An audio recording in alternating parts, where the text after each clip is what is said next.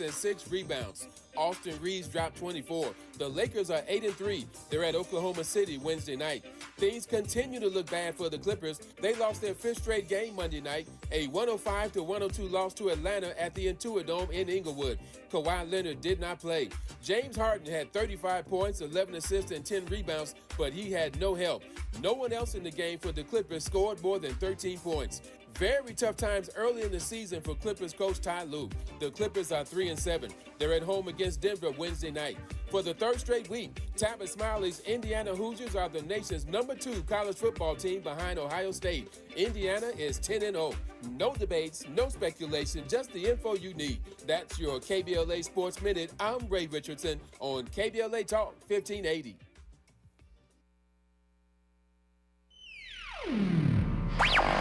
All I need is one mic. With a KBLA Talk 1580 editorial, I'm Tavis Smiley. Dateline Friday, November 7, 2025. Dear Mr. Pizarro, I hope that this letter finds you well. As you know, last evening, KBLA Talk 1580 hosted an Altadena town hall entitled Understanding the Wildfire Recovery Compensation Fund. The venue was at capacity, and as KBLA has maintained all along, no plaintiff's counsel was involved in any aspect of the program, such that Southern California Edison could well have participated per its initial commitment in writing on October 7, 2025. That said, in both private communications and public pronouncements, we note that SCE has offered to appear on KBLA Talk 1580 to address the Altadena community regarding its fast pay program, which was discussed in depth at last night's gathering. We would like to accept SCE's offer and invite you, Mr. Pizarro, to appear on KBLA's nationally syndicated radio program, Tavis Smiley. The show broadcasts weekdays from 9 a.m. to 12 p.m. Pacific Standard Time, and we are happy for you to choose any day, any hour for a live in-studio conversation. Please let us know which day and time work best for you. We look forward to welcoming you to our studios in Leimert Park. Sincerely, Tavis Smiley, founder, Smiley Audio Media, Inc., Chief Visionary Officer, KBLA Talk 1580, host, Tavis Smiley. With a KBLA Talk 1580 editorial, I'm Tavis Smiley. As always, we welcome your feedback.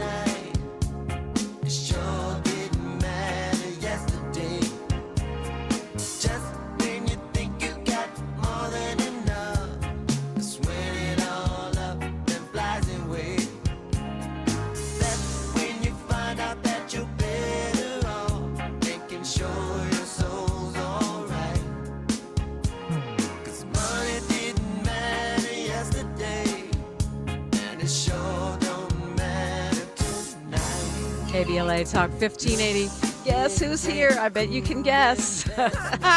She's the president of the Prince Fan Club worldwide, as well as the Leimert Park branch. She's also the director of Black Lives Matter Grassroots and a lead organizer with BLM Los Angeles.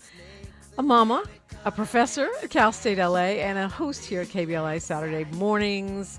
This is not a drill. Dr. Melina Abdullah. Good morning. And out of breath. But I made it. You made it. Yay. You made it right on time. Literally got to walk on the Prince. So thank you, Miles. Yes. Well, we were talking about billionaires and trillionaires and why I don't think we really need either of those. Right. And Miles is really good at math. So I said, how much is a trillion? Because I really don't know. It's a million million. Didn't know that. It's a million million. A million million. Didn't That's know. like, well, why we need to know that? We don't need to know that because we actually will never, and nobody should ever have to count that high. Yeah, right? unless you're counting how many people you're feeding, like, unless you're counting. But yeah, so welcome. And I thought that was appropriate because we were talking about millions and trillions and character. And it's also kind of the perfect lead in to the 12 kinds of crazy that are going on around Black Lives Matter in the news right now. Because it's about not trillions or billions, but millions. Yes. And character. Many millions. Many millions. Tens to hundreds of millions. Hundreds of millions over the last 5 years. Wow. So, yeah, I was, I don't want to say arguing. I was having dialogue with some people on Instagram about this yesterday. Okay. Because there's a article going around in the New York Post. And I always say that's a right-wing rag. Right. So, okay, it's an interesting story, but read some other stuff. Don't just rely on the right-wing press because they mix in facts with spin. Yeah, I haven't seen the New York Post article. Yeah, she puts article in air quotes. Yeah, because, I mean, it's like if Trump was going to tell you a story. If you read the New York Post, it's Trump's version of whatever the story that they're telling. There's also just typos, and like random capitalization. These people the kids would say, so unserious. They're so unserious. And we also think that there's, when you look at the New York Post articles, it seems that they are planted by the Global Network Foundation. So every time the Global Network Foundation puts out a statement, somehow the New York Post picks up a so-called article. So I'm pretty sure that, they have relationships there. Yeah. Or buying people there. They buy everything else. Well, what I've noticed is that they do that. They have stories that are clearly planted. And then occasionally, I don't know, maybe it's a different, air quotes, writer, but then they get confused and trash GNF, and then they hurry up and fix it. Because for people that are not tracking, Black Lives Matter Global Network Foundation is totally separate from Black Lives Matter Grassroots at this point in history. And they are very, very different. So even the right can get confused about that at times. That's right. So I don't know this for certain. It just seems to be a pattern. Yeah. That whenever something happens, whenever they put something out, it gets picked up in the New York Post. I will say that it does lend itself for us to be able to do better with media literacy. Like the New York Post is not a real outlet. The Washington Post is. The New York Times is a real outlet. The Washington Times is not. So people should or the Washington Examiner. Right. There's so many. Yeah. Well, isn't the Examiner the black-owned one, or is that not? I think it's the Times is fake. The Times and the New York Post and the Washington Times. Washington Times is terrible. It's terrible. Yeah. I think, well, let me double check. But anyway, yeah. You can also tell by the way they write stuff. But, yeah. Get the latest in conservative news, political analysis. Oh, the Examiner There's is fake another too. Washington one that's black-owned. That's dope. Right. I can't remember what it's called at the moment. But, yeah, it's confusing. Yeah. Yes, I followed this, and I still don't remember. Yeah, it's confusing. Yeah. So what is actually happening right now? We're hearing that there is a Department of Justice investigation of the Black Lives Matter Global Network Foundation around money. Yes.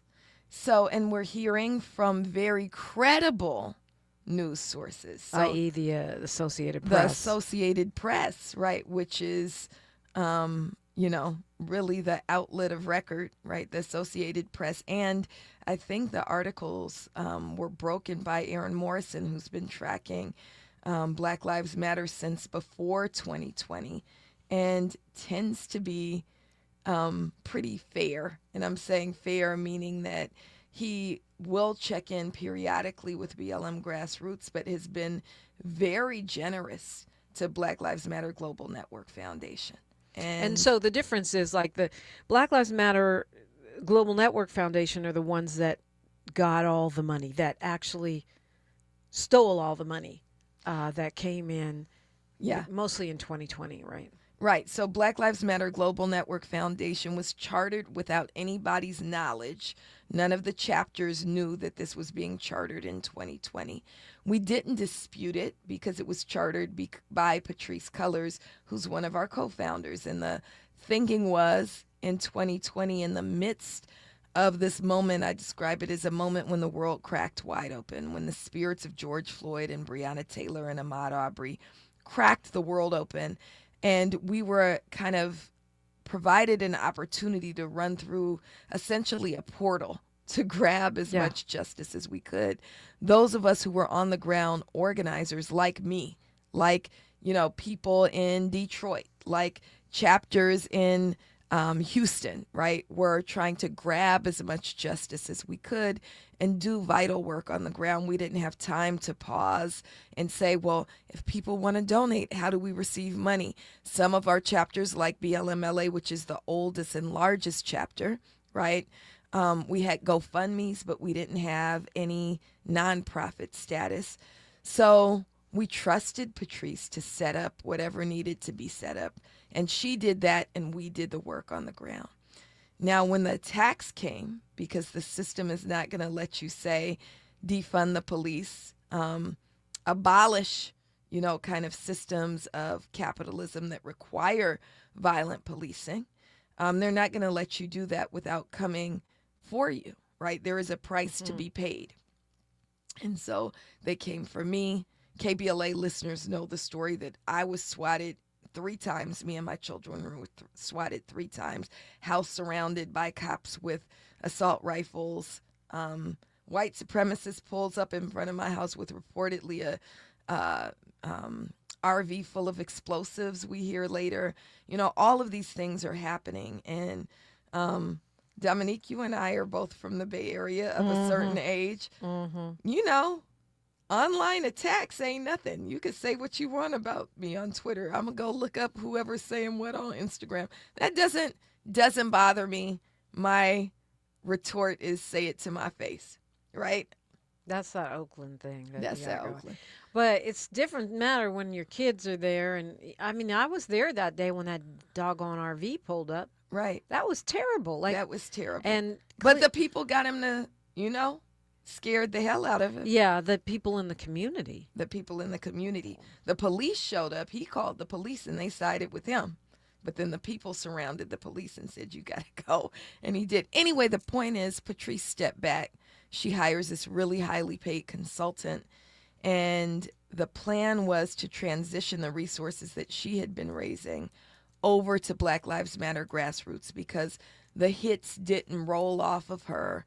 Or weren't met with a fight in the same way that someone of our generation from our, like I grew up, I still throw up from my hood, Funktown, right? She didn't grow up like that, right? Yeah. And so she stepped back. She left it in the hands of this guy, Shalomia Bowers, who was supposed to transition everything over. And then one day in March of 2022, he goes, no, I'm keeping it indefinitely. And that's how the money, the platforms, the name were stolen. So blacklivesmatter.com, which was built off of the blood of our people by the sweat and tears of our organizers, right? That was stolen. The money that came in to the tune of, over the course of 5 years, more than $100 million, $90 million in 2020 alone. But it didn't stop in 2020. They were raising $20 million a year on average. And so they stole all of those things. And BLM Grassroots had to commit ourselves to doing the work without money or without the kind of money that had been raised in our names and through our work.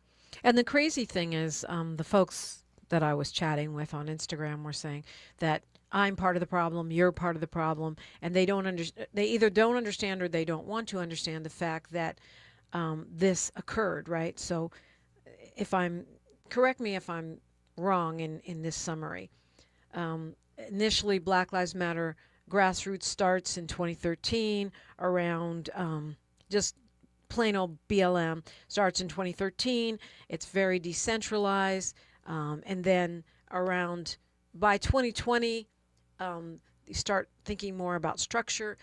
And the Global Network Foundation is formed by Patrice to sort of handle the money, make sure it can go to the different chapters, make sure it's being handled correctly according to all the nonprofit rules and such. And then she steps down because she's too stressed out by all of the attacks from the right, leaves it with this guy, Shalomia Bowers, who's supposed to be working with Black Lives Matter chapters and what we now know as Black Lives Matter Grassroots. And he, at some point, decides, no, I'm controlling all of this, locks you out of the social media platforms. That's right. And stops distributing money to Black us, Lives but Matter he chapters. keeps a whole lot for himself. And for the other two that he brought onto the board, Cecily Gay and Dejanay Parker, all people have to do to kind of figure out what's happening is visit our social media at BLM Grassroots or our website at blmgrassroots.org and compare it to blacklivesmatter.com or BLK Lives Matter on social media. You can see the work on the ground being done by BLM Grassroots in the 52 chapters around the world.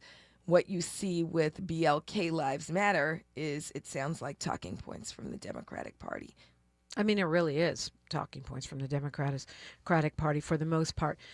So where we are today is that the Global Network Foundation has been controlling the money and the original platforms. And now Black Lives Matter Grassroots is completely separate from that. And actually, BLM Grassroots sued or tried to sue the Global Network Foundation several years ago. Yeah, we filed a lawsuit. So we first tried to negotiate, plead, enlist community to support us, to ask Shalomia Bowers and the board to return the resources that were stolen, right? And by the board, we mean his high school best friend and this nonprofit lady that he recruited to be on the board. Right. Cecily Gay, Dejanay Parker. So they still remain, and I'm sure we'll talk about that later. Yeah, we'll get to that. But we sent them a letter. Actually, prior, I think this actually happened, they weren't even on the board yet. It was only Shalomia Bowers in March of 2022. So we asked him, and we enlisted people like Sean King and movement folks on the ground, Makani Temba and Monifa Bandele and all of these folks.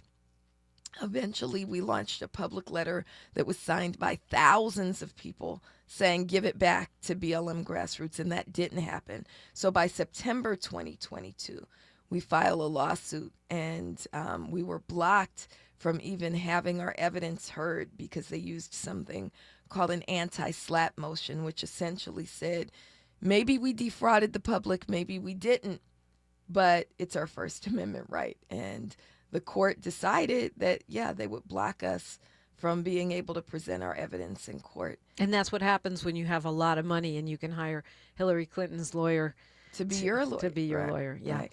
Dr. Melina Abdullah is here. We're unpacking some of what is coming out in the press right now about the Black Lives Matter Global Network Foundation, putting it in historical context. We'll bring you up to the moment of now when we come forward on KBLA Talk 1580. She's reclaiming her time on KBLA Talk 1580. More First Things First with Dominique DePrima when we come forward. Preparation, purpose, and passion fuel greatness. Join Brandon Copeland as he shares his journey from a professional football player to real estate investor, professor, and mentor committed in protecting one's wealth on and off the field. See how he turned his experiences and lessons learned into legacy. Discover life-changing plays, moves that build the future, and the importance of financial literacy to protect what matters. Catch the two-part series at CashIsLife.com/double impact. Brought to you by Nationwide. Small businesses are the heart of America. But you don't have to go it alone. As the nation's largest nonprofit resource of expert business mentoring, SCORE has helped millions of entrepreneurs build their businesses for free. Get the connections, education, and guidance you need with SCORE. We're ready to help. Find a mentor today at score.org. Hey, KBLA 1580 delegation, your health matters to us. We know that information is power, especially when it comes to prevention and treatment. That's why we're proud to introduce the brand new KBLA Health and Wellness Hub. This online space is built just for you, connecting our community to trusted health resources, culturally relevant care, and even access to diverse clinical trials and emerging therapies. Whether you're looking for information on common conditions, mental health support, or just want to stay on top of your wellness journey, we got you. And the best part, it's all on our website at KBLA1580.com. Accessible, empowering, community-focused. So just go to KBLA1580.com and click on the Health and Wellness Hub icon, because knowledge is power and your health is everything. At KBLA Talk 1580, we've got your black. This is a special alert to all Americans who own a vehicle with less than 200,000 miles with an auto warranty about to expire or with no warranty coverage at all. Due to a decline in the economy, CarShield is announcing a low-cost month-to-month vehicle protection plan that is now available to the public to save any driver out-of-pocket expenses on future auto repairs. Call now to find out how you can pay almost nothing for covered auto repairs. Yes, you heard that correctly. Pay almost nothing for covered auto repairs. An open phone line has been established for all drivers to call for a free quick quote. Call 800-478-6430 now. Drivers who are covered will not have to pay for covered repairs again. This protection plan is at an all-time low. Additionally, drivers who activate this vehicle protection today will also receive free roadside assistance, free towing, and car rental options at no additional cost. Call us for your free quick quote today. 800-478-6430. That's 800-478-6430. What do you have to lose? Call 800-478-6430. Again, 800-478-6430. The conversation continues right now with Dominic DePrima on First Things First. Yeah, I can see why people get confused, because there are two organizations that, were initially sister organizations under the same umbrella and then ended up going their separate ways due to a hostile takeover. That's right. Well, also, we initially, when we formed Black Lives Matter, we were just people on the streets protesting police violence, right? So in 2013, we poured out into the streets when Zimmerman was acquitted in the murder of Trayvon Martin. And there was no thinking about building a nonprofit or an organization. We were a movement in the streets, and that's what we remained for many years. There was no money. There was no infrastructure. We asked churches and community orgs to host us for our meetings, and we were just people, regular mamas and babas and workers who did the work of Black freedom. And it wasn't until, 7 years in that there was any real money or structure. So fast forward to today, the Justice Department is allegedly, according to the Associated Press and the Washington Post, investigating Black Lives Matter Global Network Foundation, which are the folks that were trying to hostilely take over and did seize the social media platforms and the money. Right. And that was really Shalomia Bowers, right? Yes. And then he appointed these two other women. Yes. Yes. So what we're hearing, what we're reading in more legit sources is that they are investigating whether or not the funds that came in were used in ways that violate the law when it comes to nonprofits and how they're supposed to move, right? Right. I don't know much about the investigation. I do know that I trust, and trust is a big word for me, but it seems like what's reported in the AP is correct, that there is a DOJ investigation. They even named who the investigator is. He's not our favorite person. We're not his favorite person, people. But it seems that there is a DOJ investigation of the finances. I don't know what they're looking at exactly. I do know that we've never been a part of the Global Network Foundation. We were, for a brief moment, sister orgs during that moment in 2020 when we were trying to build, and BLM Grassroots we were never incorporated, we were never a part of them, but we encompassed the chapters and the work on the ground, and Patrice had already incorporated the Global Network Foundation. So there was that moment, but then Bowers stole those resources they'd been collecting, and there was agreement when Patrice was in that I did most of the social media work, right? I had all the passwords to Instagram and Facebook. In fact, there was a time when This Is Not a Drill streamed on the BLM Grassroots Facebook page, right? And I mean, not BLM Grassroots, BLM. There was just one BLM Facebook page. And so we would stream on that page. And then he decided, hey, this is a lot of money. This is my thinking that, this is probably what he said to himself. I can line my pockets. And he called and just said, I'm keeping it and building a board of people that I trust. And he brought in these people who were completely unqualified, never ran anything, never been in a leadership position, never done any real work around organizing. Cecily Gay, the first thing that I do, because I believe in calling in, I had her phone number. Or I got her phone number and I called her and I said, please don't do this. And she said, I know what I'm doing. I've stood on the corner with a megaphone. So she obviously doesn't know the difference between a megaphone and a bullhorn. And this is what we're facing. And we just kept saying on the ground that we're going to continue to do righteous work, even as we try to get what belongs to the movement. And so we still say there's always a moment to do the right thing. I understand there were reports Friday, that they finally severed ties with Shalomia Bowers, that he's no longer on the board. But see, I find that confusing, because if he's the ringleader and he appointed the other two board members, and then for a little while, Mignon Moore, who's a big Democratic Party power player, was on that board too.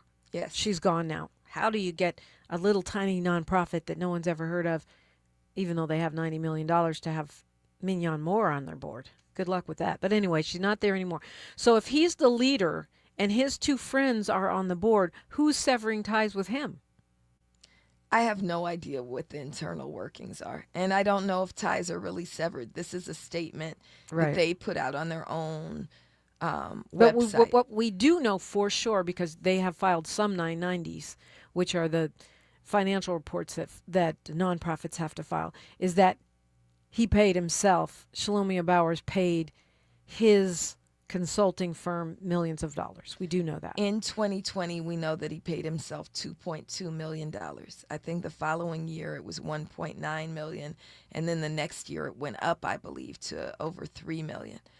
We also know that if you follow the money, you'll see other people. And, I'm not usually hesitant to name certain names, but when you talk about the Democratic Party and when you talk about Democratic Party operatives like a Mignon Moore, I do have concerns about what that means in terms of safety. But if people want to do their own investigations, they'll see that there's a lot of money and checks to be followed. Jerry Anderson says they probably went after the Global Network Foundation thinking they were Dr. Melina Abdullah. It's possible. It's really a tricky moment, because we the people need to be clear in what's happening, and there's so much mis and disinformation on social media. We the people need to be clear what's happening. We've got news, traffic, and sports right here, but you put out an interesting statement, not going after GNF, which is interesting, and at the same time, I personally don't think that the moment of peril has passed for the real Black Lives Matter activists. We'll look at that when we come forward on KBLA Talk 1580. Say the quiet part out loud. KBLA Talk 1580. I'm Bree Wood with BIN News Now. Hamtramck, Michigan's mayoral race is still too close to call. Just 11 votes separate Adam Allerby and Councilman Muhith Mahmood. Officials found 37 uncounted ballots, and the city clerk, Rana Faraj, is now on leave. Hamtramck has had trouble for a while. We have politicians who are not playing fair. That's Mike Petrak, a business owner there. Allerby leads and has sued, claiming Mahmood doesn't even live in the city. New Jersey Congresswoman Bonnie Watson Coleman will retire in January after making history as the state's first black woman in Congress. The 80-year-old progressive served more than 50 years, including as Assembly Majority Leader. And rapper Max B is free after more than 15 years behind bars. He was released on Sunday. Max B served 16 years for his role in a 2007 armed robbery that left one man dead. Get BIN News Now on demand 24/7 on the iHeartRadio app. Hard rock style is coming to the Central Valley, just 15 miles south of Bakersfield off Route 99. You'll find world-class gaming and entertainment. Less drive time equals more playtime. The all-new Hard Rock Casino Tejon, opening November 13th. This is the KBLA Sports Minute with Ray Richardson. The Lakers got back on track after a 20-point loss in Atlanta on Saturday. They beat Charlotte Monday night, 121-111. Productive game for Luka Doncic, 38 points, 7 assists, and 6 rebounds. Austin Reeves dropped 24. The Lakers are 8-3. They're at Oklahoma City Wednesday night.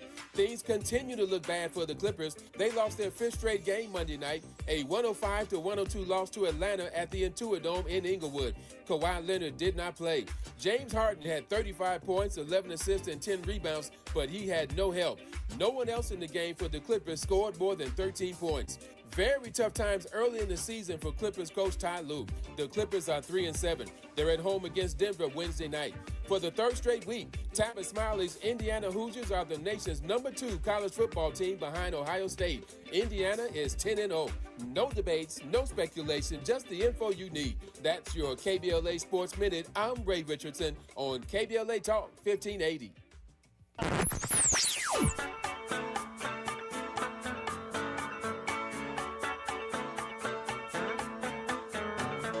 This is KBLA Talk 1580. Talk radio. That's music to your ears. We're unapologetically progressive. KBLA Talk 1580. Looking for a purposeful and passionate way to make a difference in your community? Volunteer with our Senior Medicare Patrol and help prevent Medicare fraud. S&P volunteers work in their community educating peers about healthcare fraud and how to prevent and detect it. Free training starts soon. Check us out online or at an S&P open house near you. We're on a mission to stop fraud. Join our team. You make a difference. Visit caspvolunteer.org. KBLA Talk 1580, standing with you in perilous times. If you've been impacted by the federal government shutdown or the discontinuation of SNAP benefits, you can find a food bank near you that's offering free groceries by going to lafoodbank.org or call 211. Additionally, LA County offers free meals at certain parks. There are meals and snacks for kids and seniors. Visit parks.lacounty.gov to find out which centers are offering which programs and to register in advance. And in addition to offering 2 free meals per day for all students, the LA Unified School District provides weekend meal kits for its students by request. The meal kits can be picked up on Fridays at grab-and-go locations. Please visit lausd.org/Cafe LA. That's lausd.org/CAFELA. We keep us safe. We keep us provided for. We keep us connected. This is a community call to action from KBLA Talk 1580. Hey, KBLA 1580 delegation, your health matters to us. We know that information is power, especially when it comes to prevention and treatment. That's why we're proud to introduce the brand new KBLA Health and Wellness Hub. This online space is built just for you, connecting our community to trusted health resources, culturally relevant care, and even access to diverse clinical trials and emerging therapies. Whether you're looking for information on common conditions, mental health support, or just want to stay on top of your wellness journey, we got you. And the best part, it's all on our website at KBLA1580.com. Accessible, empowering, community-focused. So just go to KBLA1580.com and click on the Health and Wellness Hub icon, because knowledge is power and your health is everything. At KBLA Talk 1580, we've got your black. Find a righteous rage and don't be afraid to say what you see. We're KBLA Talk 1580. Oh my goodness. You were here with me and Tavis Smiley, Dr. Melina Abdullah, when we first addressed the problem with Southern California Edison. and the fact that they reneged on our town hall meeting last week. And now they invited themselves to be on Tavis Smiley's show, and he has accepted their invitation. But now we don't know where they are. We're looking for Pedro. It's day 4, looking for Pedro. So just, Pedro, if you hear me, or if your army of comms people hear us, please check in. They hear you. Pick your date. Pick your time. They hear you. They listen. They're just running. Yeah, well, of course they hear us, because KBLA delegation has stepped up, emailing pedro.pizarro@sce.com and letting him know. So day 4, looking for Pedro. Good. Okay. I feel like we should do a graphic like the Where's Waldo? Where's Pedro? Yeah, exactly. So much great commentary here in the KBLA 1580 comments in the First Things First with Dominique DePrima live stream, which is going on right now. Dr. Melina Abdullah, she is the lead organizer for Black Lives Matter LA, director of Black Lives Matter Grassroots, and my colleague here at KBLA. So talk to me like I don't want to say 8. Talk to me like I'm a beginner with Black Lives Matter. Where are we right now with understanding Black Lives Matter Grassroots, Black Lives Matter Global Network Foundation, and this investigation, alleged investigation by the Department of Justice, as well as a memo signed by the president saying that he's going after Black Lives Matter? Right. So, just the recap, Black Lives Matter was founded as a righteous movement. When Trayvon Martin was killed and his killer was acquitted, we were founded as a righteous movement.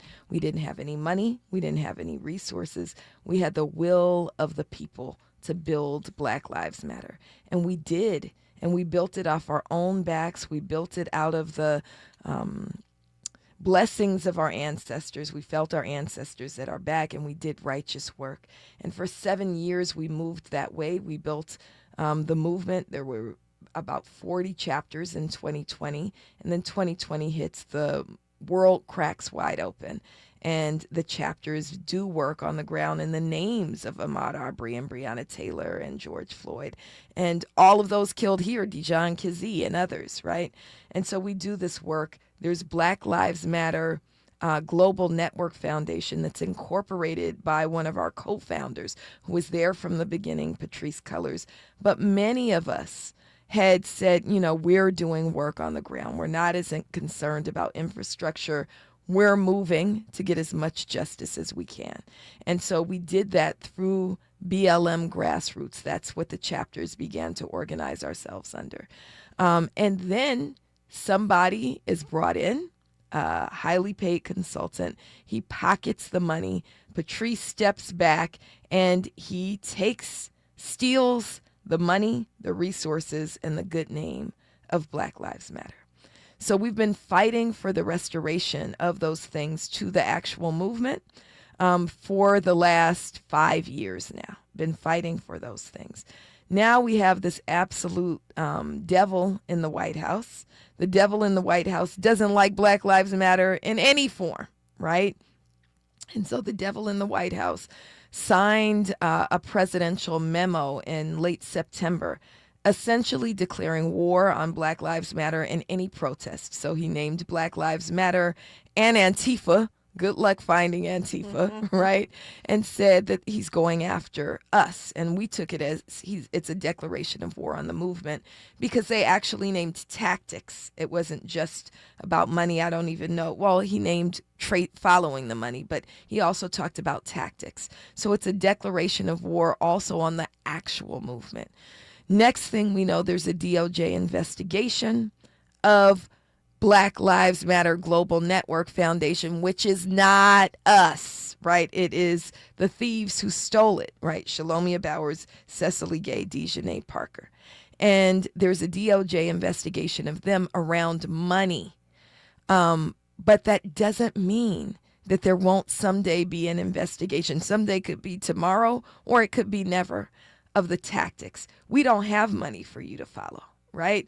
But what we do is hold police accountable. We hold elected officials accountable. We mobilize in the streets, and those are the tactics that are being threatened. So to sum it up, In the statement which you talked about, we say a few things. One, we are Black Lives Matter grassroots. The real Black Lives Matter. We're what you think of when you think of Black Lives Matter in its truest sense. We are not the Global Network Foundation that's under investigation. Two, we don't delight in a real way, like there's a little bit in our hearts. We don't delight in their downfall, right? That just because it's the Global Network Foundation that's being investigated by the DOJ today doesn't mean that we are safe. When you have a devil in the White House, when you have a DOJ that is absolutely hell-bent on prosecuting people who were struggling righteously and allowing real criminals to be in the White House. And then the third thing is we say there's always time for people to do the right thing. And so we do say the Global Network Foundation should hand over the money, the resources, the platforms, and the name back to the movement so we can do the righteous work on the ground, like struggle in the name of Erskine Jenkins. We just got back from Lubbock, Texas. Like do our Black Xmas work, which is beyond a boycott. We say build Black, buy Black, bank Black. And we do all of that work, but we're doing it starved of resources. So those three things are the things that we said in the statement. Yeah, interesting. I mean, because clearly you want your money back, and clearly you've been fighting, and the platforms and the name, and you've been fighting with GNF since the lawsuit was filed. That's right. But at the same time, you're saying you don't delight in their demise. Is that because you're an abolitionist? Yeah, it's absolutely because we're abolitionists, that we believe that there is justice to be had, but we don't just trust police to get it for Black people. Police don't bring justice to Black people. Black people bring justice for Black people. Yeah. We keep us safe, and we have to be the actual judges of history in happening in real time too. And that's why I keep going back to this, because as you said, there's all this other work that's going on that's very important. It's Black Xmas time. But when I see smart people that I know on social media getting it wrong, I think, okay, we need to go back to basics here. And I'm pretty sure the people that listen to First Things First know the difference between Black Lives Matter Grassroots and the BLM Global Network Foundation. But we just got to be sure in this moment, because when we talked earlier, we were talking about COINTELPRO. That mis and disinformation and the division of Black people and activists of all ethnicities and backgrounds is standard fare for our government. I'm asking you to put on your professor, historian, hat right now, your political scientist hat. And this is exactly the kind of confusion that has been exploited in the past, right? Right. Well, we know that there's deliberate, that's what disinformation is, right? It's not accidental. There's deliberate disinformation being put out there to confuse people, to get people to opt out of movement. I mean, that's a story of the 2024 election. That's right. That's right. So we want to say, people, this is a moment when we have to hop into the struggle. Police killings haven't stopped. In fact, they're soaring. And so we have to stand up for our people. We need people to put their bodies on the line. We protest every single Wednesday here in Los Angeles, right? And around the country, there's protests all the time. We need you to put your body on the line. We need you to use your voice to amplify, because we don't have those platforms anymore. We need you to say, Black Lives Matter Grassroots is Black Lives Matter, and follow BLM Grassroots. And we need you to pour your resources into the movement. We don't have lots of money, but nothing is free, right? When we're talking about getting, dozens of people to Lubbock, Texas, that costs a plane ticket, right? And so we need resources as well. And people can donate. Yes. You don't get scared? I mean, when the White House says we're coming after Black Lives Matter, and, in Google searches for Black Lives Matter usually show your face and Patrice's and, some others, but yours is right up there. You don't get scared and think, maybe I should just go lay low for 3-4 years. Mike, one, I'm in too deep. You can't lay low and think you're gonna be all right unless Cuba's willing to take me like Mama Asada. You know, I'm in it already, right? But two, I teach my kids, Mama ain't scared of S, right? Mama ain't scared of nothing. I'm not scared. It's what do they say? Fear and faith can't occupy the same space. So I'm a faithful person, and we doing righteous work. You're listening to KBLA Talk 1580. You're invited in, 800-920-1580. I do want to talk about Black Xmas before we run out the clock around here, so we'll get to that when we come forward on KBLA Talk 1580. Thanks for starting your morning off with a voice that speaks truth to power and the powerless, getting to the heart of what matters most in our community. This is where authentic conversation meets real action. From breaking news and politics to culture and community solutions, this is where you hear perspectives you won't hear anywhere else. This is where we come together, get informed, and make change happen. You're inside First Things First with Dominique DePrima on KBLA Talk 1580.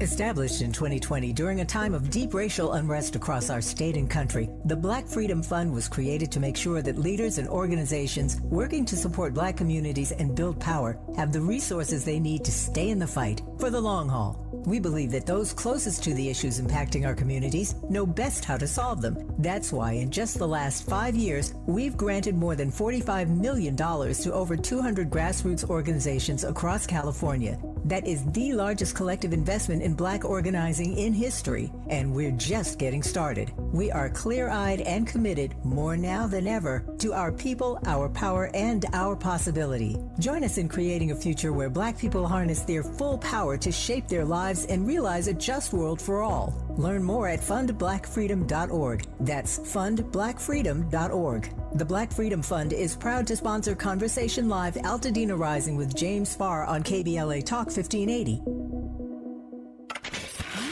We've got a lot to talk about.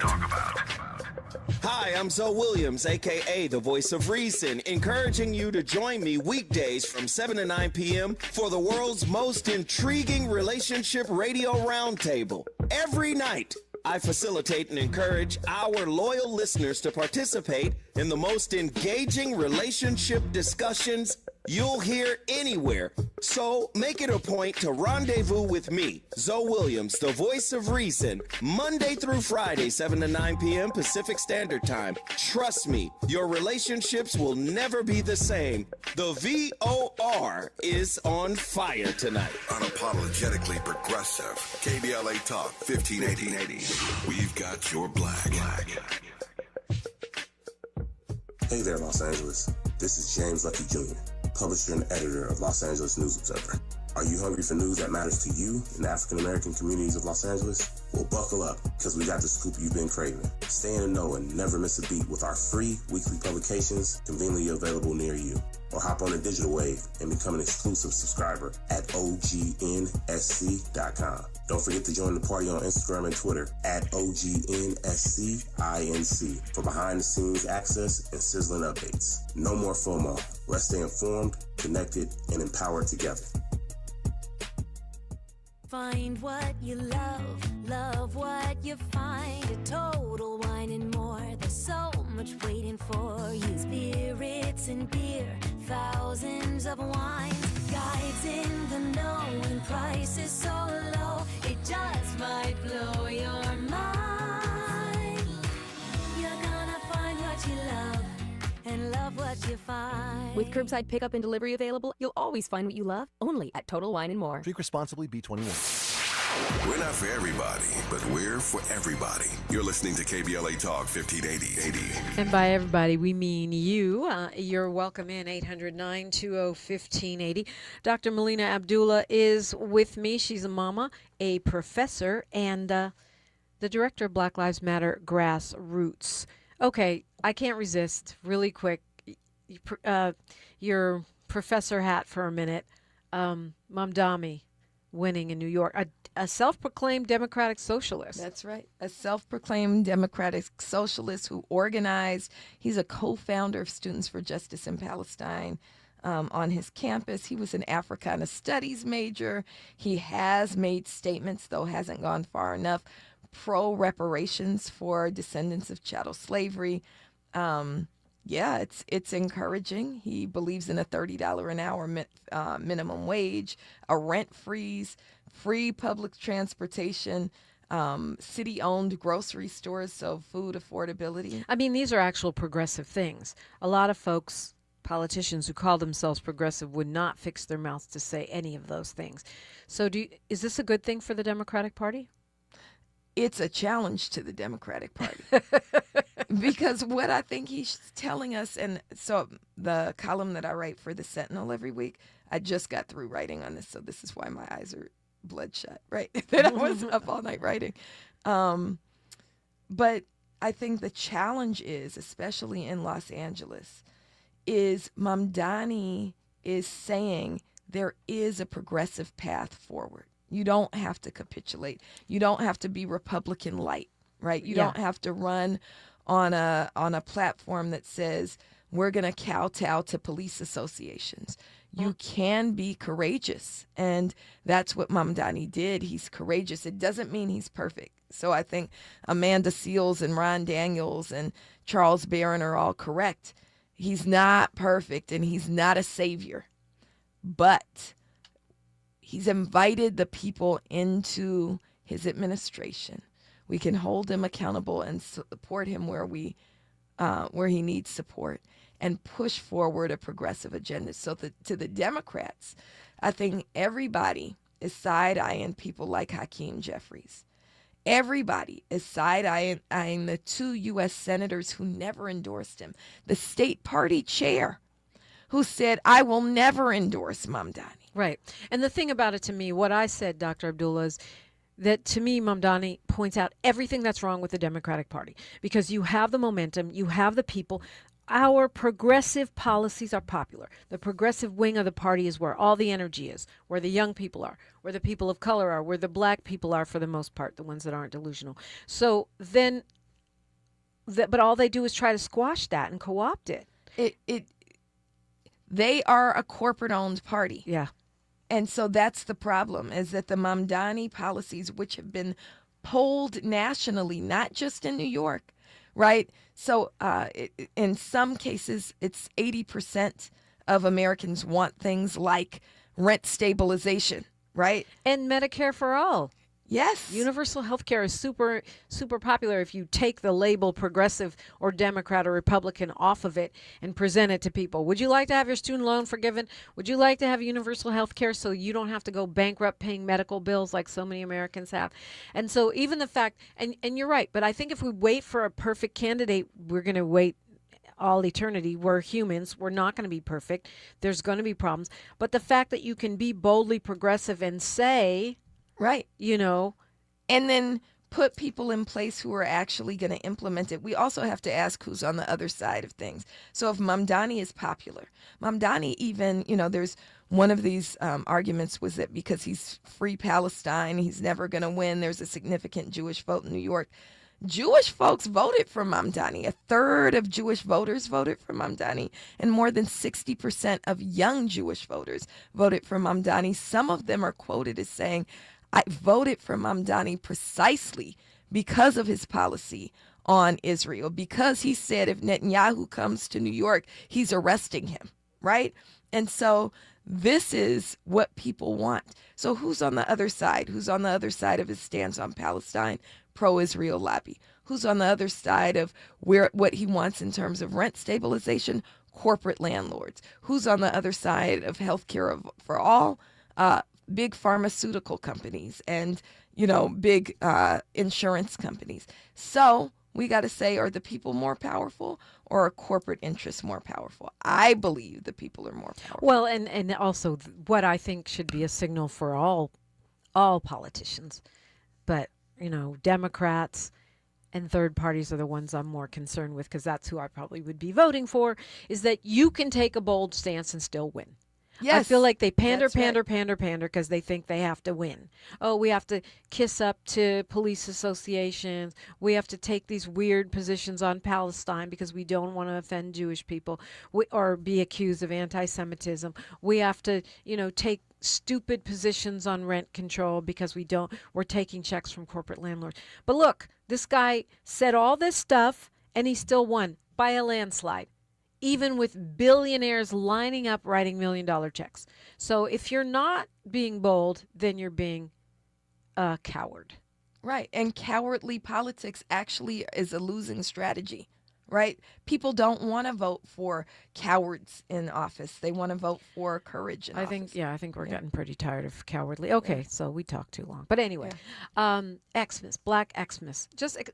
I guess what I'm really asking, because we talk about this every year, you know, the Build Black, Buy Black, Bank Black, that basic concept. But how does that play out in this moment where lots of people are calling for a total boycott of the holidays or some boycott? It's too short, too. It doesn't make the time. Weird time frame boycotts and boycott everything. And me and Jasmine were talking about this. Are we boycotting everything? I feel like I'm going to buy black if I have to buy because I don't want people have to feed their families. I don't know. Explain Black Xmas in the context of this moment in history. So very quickly, in 2014, John Crawford was killed inside a Walmart store, young black father. We said, in John Crawford's name, we are going to boycott white capitalist structures that rely on police violence. So complete boycott of white corporations. And instead, we build black, buy black, bank black. What's that mean? Use your dollars intentionally, right? So maybe you don't have to buy anything. If you don't, then use your dollars to build black organizations. Maybe your mom loves the arts. I always use Fernando Pullum as an example. You can donate to the Fernando Pullum Center in your mom's name. Give her a certificate that says, I donated $50 in your name. That's your holiday gift. That's what we want you to do first. But maybe your mom does actually need a sweater. If she actually needs a sweater, we want you to buy black, and you can go to blackxmas.org. We have a really well built out website now that tells you where to buy the things that you actually need. So build black, buy black, and then lastly, bank black. We know that Bank of America, Wells Fargo, Citibank, all of these white corporate banks that made their initial profits from the slave trade, right? That we should be pulling our dollars out of those banks because of them, but also because they continue to mistreat black customers, and instead move your money to black banks, to credit unions, and bank black. So those are the three things that we advocate from Black Friday through January 1st. So it's build black, buy black, bank black, complete boycott of white capitalism, and investment in building black community. So that's not necessarily at odds with Kings and these other folks who are calling for shorter boycotts that are total boycotts, because if you're pulling out of white corporate America and only buying black, would that really violate these other? It would not violate the other boycotts. And as a black strategy, we want to take the lead from black organizers and boots on the ground organizers. So we've been doing this now for several years. Build black, buy black, bank black, and again, encourage people to go to blackxmas.org. Yeah, we got more stuff to talk about, which means you'll have to come back soon. Molly Bell's looking for the statement. Molly, I just pinned it to the Instagram, BLM Grassroots. There you go. Follow BLM Grassroots, and you can read it there. Dr. Melina Abdullah, thank you so much. It's great to see you. Great to see you, too. And you'll be back on the mic Saturday morning at 8 for This Is Not a Drill. Yes. Doc Melly Mel is her Instagram, BLM Grassroots. I'm at Deprima Radio. We're at KBLA 1580. Follow them all. And I don't know, do you say Merry Black Xmas? I guess you could. All right, there we go. Merry Black Xmas to all. We will continue this conversation when we come forward after news, traffic, and sports. Jesse Jackson Jr. joins me. We got a lot to talk about. KBLA Talk 1580. KBLA 1580 Santa Monica. I'm Bree Wood with BIN News Now. Hamtramck, Michigan's mayoral race is still too close to call. Just 11 votes separate Adam Allerby and Councilman Muhith Mahmood. Officials found 37 uncounted ballots, and the city clerk, Rana Faraj, is now on leave. Hamtramck has had trouble for a while. We